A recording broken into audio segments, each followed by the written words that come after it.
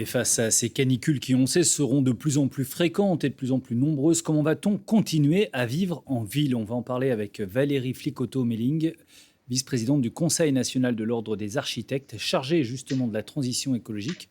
Bonjour. Bonjour. On parlait de Lyon, une ville comme Lyon qui est classée aujourd'hui en vigilance rouge, connaît en moyenne 10 jours de canicule par an. On estime qu'en 2070, ça sera 36, 23 à Paris et qu'en 2050, Lyon aura le climat de Madrid. Est-ce qu'on est condamné par le réchauffement climatique à ces températures extrêmes dans les villes?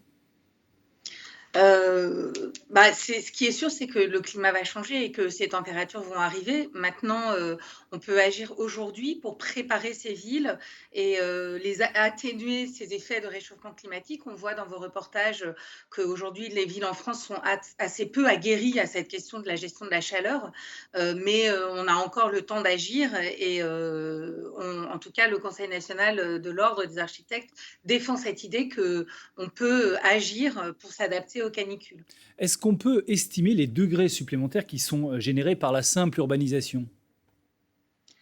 Non, là, je me sens je ne me lancerai pas dans ce type d'estimation, mais il est clair, que, tout ce qui est, artificialisation des sols et du coup qui absorbe la chaleur et la restitue dans la journée, les villes françaises, très minérales, on parlait de Lyon, Bordeaux, Paris, qui sont des villes, très très minéralisées, très minérales, où il y a très peu d'espaces verts, sont d'autant plus fragiles que justement leur sol minéral absorbe la chaleur et la restitue la nuit, ce qui ne permet pas aux périodes nocturnes de faire baisser les températures intérieures. Alors c'est quoi votre solution d'architecte justement? C'est moins de béton, c'est d'autres matériaux?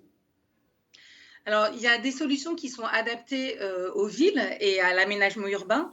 On en a parlé là dans votre reportage, je pense qu'avoir recours aux végétaux, planter des arbres, limiter les sols artificialisés, installer de l'ombre, autant que possible, ça aide à fabriquer ce qu'on appelle des îlots de fraîcheur et puis après il y a tout un volant de solutions qui sont plutôt adaptées aux bâtiments. On voyait dans votre reportage de l'hôpital que des pièces qui ne sont pas équipées de stores extérieurs qui permettent de couper le rayonnement solaire avant la vitre.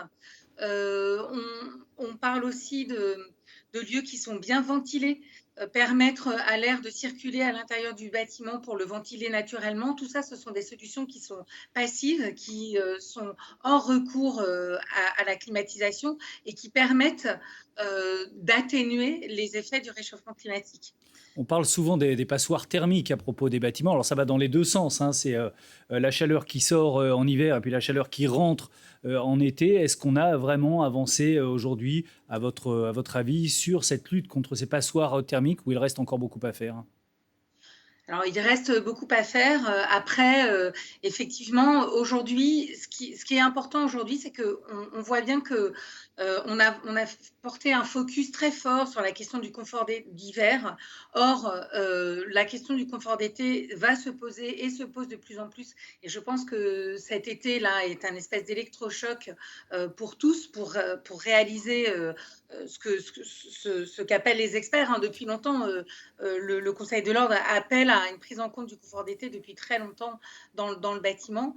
Et je pense que ces effets de la canicule vont amener justement peut-être un autre regard et une accélération de la prise en compte également du confort d'été, pardon, excusez-moi. Est-ce que justement pour, ce confort dont vous parlez, par exemple avoir une clim chez soi, hein, je pense qu'il y a beaucoup de gens qui en rêvent aujourd'hui, à Lyon, à Marseille ou à Montpellier. Est-ce que c'est néanmoins une mauvaise idée?